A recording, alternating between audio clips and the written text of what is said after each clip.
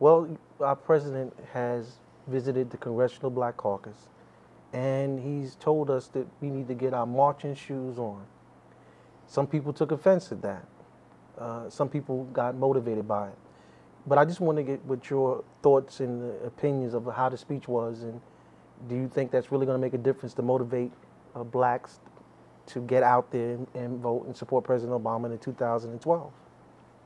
Well, it motivated me only because I saw it as his opportunity to speak to people of color about their issues. He doesn't get that opportunity very often, but I think he got an opportunity to not only voice his concerns with some of the Republican procedures and policies that are negatively affecting our communities disproportionately, but I think he also got a chance to make references to some of our historical struggles that he wants us to remember as we go through the present day struggles that need to be marched on. Well, the speech was laden with a lot of drama that was behind the scenes in dealing with how was he going to address the consternation within certain segments of the black community regarding his approach to the community.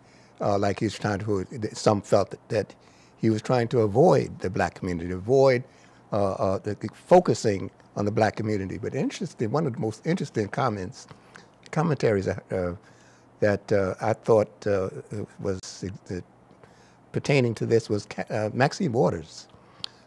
Her response about how he's telling them that they should not stop complaining and deal with, get your take their slippers off, put your shoes on, get active. And she said, she commented that he doesn't do that to the Hispanic community and tell them, don't worry about the immigration, just don't complain. He doesn't do that to the gay community. And what was really poignant there, she actually said, and he doesn't do that to the Jewish community Right. about Israel. Now, Israel and Jewish community mentioning Jews, that's almost like the third rail of politics. Right. That's a hot number because the Jewish groups and AIPAC and all those, the Israeli followers have a strong hold on American policy in the Middle East. In fact, they control it. And so for her to say that, it sounded to me that she was really ticked off about what the president was saying. And you're 100% right, because that's the response I got from a lot of people that I talked to.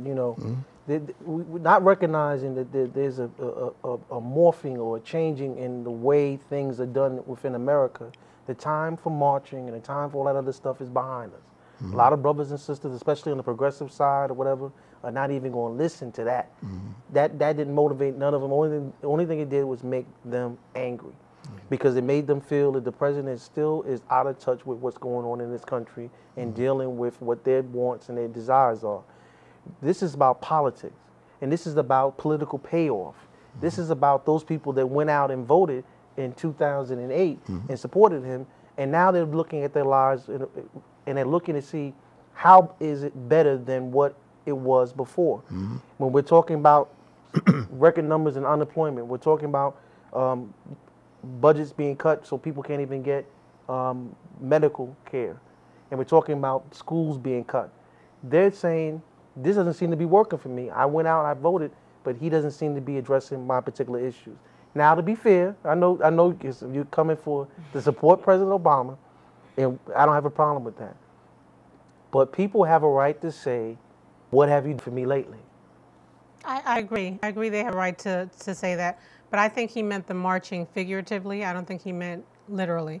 I think the stop complaining wasn't a stop whining. I think it was more of his initial comments, along the lines of his initial comments during campaigning, in terms of, I can't do it alone, you have to do it with me. And you and I have talked many times, Maurice, about the fact that we have complained, but how many letters have you written to your congressman? How many people even know who their senator is? How many people know the things that they need to do to fight the struggle on the grassroots level? And that's the problem. And I think that's what he was referencing in terms of, you can talk the talk, or you can complain about things, or you can walk the walk. You can actually do something about it.